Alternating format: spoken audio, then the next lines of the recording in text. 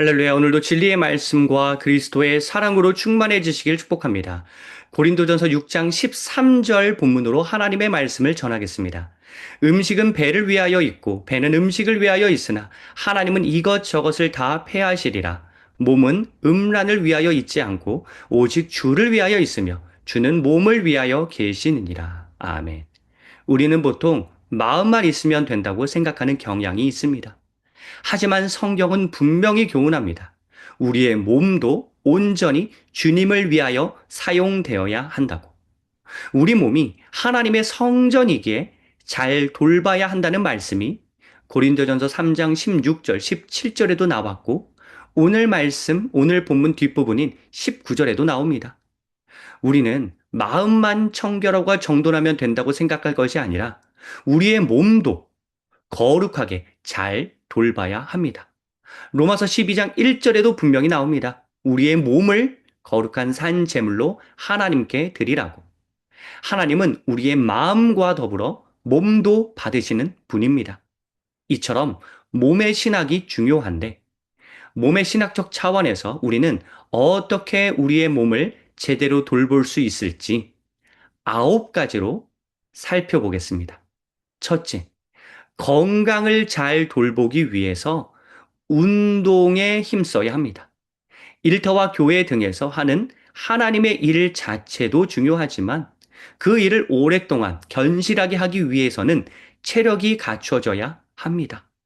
건강을 돌봐야 모든 일을 지속적으로 할 수 있습니다. 둘째, 몸에 해로운 음식을 먹지 말아야 합니다. 수많은 가공식품이 우리의 몸을 병들게 합니다. 외부 음식의 높은 염분이 우리의 건강을 해칩니다. 나쁜 화학 성분은 우리의 호르몬에도 영향을 주어 감정에도 안 좋은 영향을 줍니다. 혀의 탐닉에서 벗어나야 합니다. 건강한 음식을 먹어야 합니다. 셋째, 배우자와의 스킨십을 자주 해야 합니다. 배우자를 자주 안아주십시오. 사랑하는 말과 함께. 배우자 외의 사람이 내 몸을 만지게 하지 마십시오. 내 몸은 배우자만의 전유물입니다. 아무도 손댈 수 없습니다. 차량의 옆자리는 오직 배우자만 탈 수 있습니다.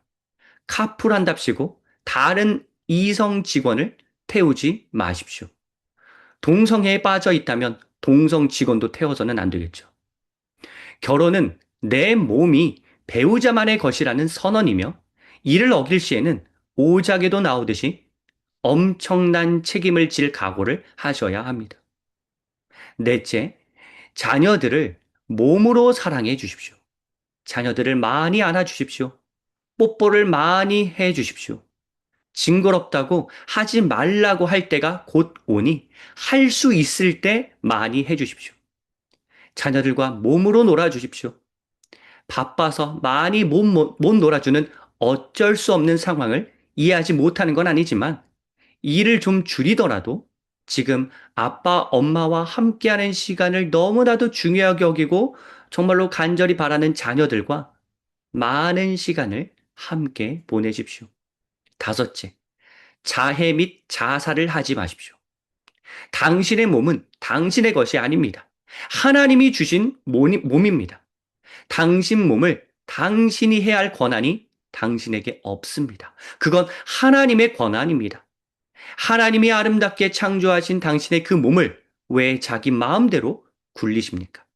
왜 그 몸에 상처를 내십니까? 좀 더 보수적으로 접근해서 몸에 문신하는 것도 좀 신중하게 생각하십시오. 문신이 유행인데 그냥 일례로 결혼정보업체 이야기를 들어본 적이 있나요? 문신을 하면 일단 결혼정보업체에서 받아주지 않는 경향이 높습니다. 그렇다면 문신은 기독교에서만 보수적인 입장을 취하는 것이 아니라 통상적으로 환영하지 않는 분위기라는 의미입니다. 여러분, 우리 몸을 아름답게 가꾸기 위해서 우리 몸에 어떠한 색칠하는 것도 우리는 한번 생각해 봐야 합니다. 그것이 정말 하나님이 원하시는 것인지를. 여섯째, 모두가 잘생겼고 모두가 예쁩니다. 외모 지상주의에서는 외모 컴플렉스에 빠지기 쉽습니다. 하지만 하나님은 당신을 너무나 귀하게 여기십니다. 자기 자녀는 다 예뻐 보이는 법이죠. 하나님은 하나님의 자녀인 당신을 너무 예쁘게 보십니다. 그렇기 때문에 우리는 하나님께서 나를 아름답게 여기신다는 자신감을 가지고 생활할 필요가 있습니다.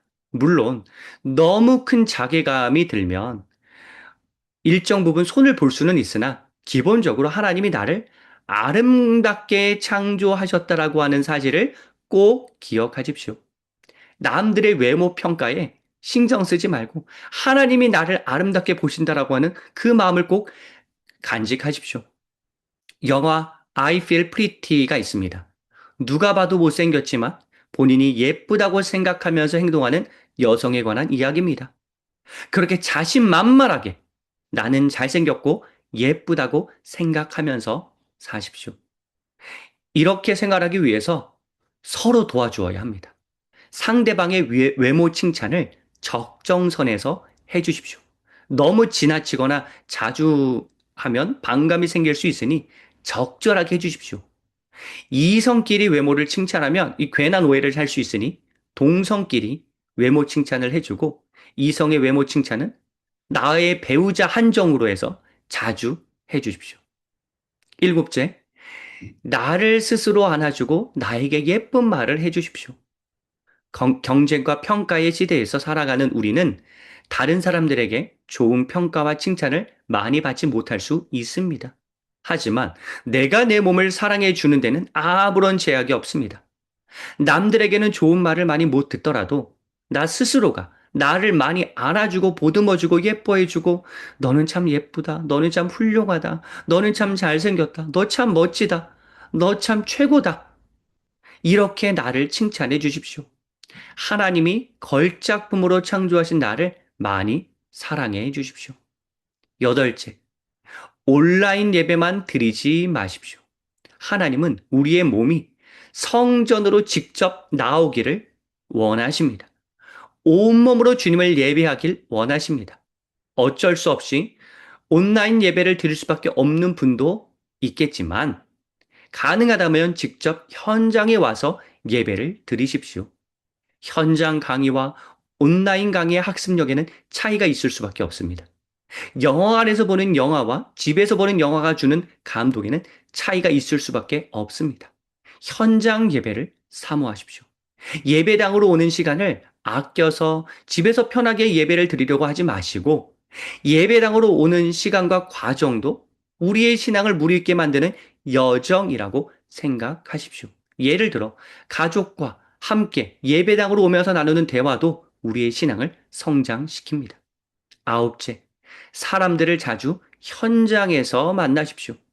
온라인으로 어느 정도 서로 호감을 갖더라도 오프라인으로 만나야 정이 더 생깁니다. 만일 살아가는 사람과 평생 온라인으로만 만날 수 있다고 생각해 보십시오. 여러분, 그게 가능하신가요? 사랑이 계속 유지될 수 있을까요? 현장에서 만나지 않으려는 건 효율적일 수 있으나 상대방을 향한 관심과 사랑이 그다지 크지 않기 때문일 수도 있습니다. 어쩔 수 없이 온라인으로 계속 유지하는 모임도 있으나 가능하다면 최대한 오프라인에서 직접 만나십시오. 온라인으로 대화해서 풀리지 않는 오해가 실제로 만나면 풀리는 경험도 하게 될 것입니다. 사랑하는 성도 여러분, 우리의 몸은 하나님의 소유입니다. 9가지의 수칙을 잘 기억하시면서 우리의 몸을 하나님을 위해 사용하는 삶이 되길 축복합니다.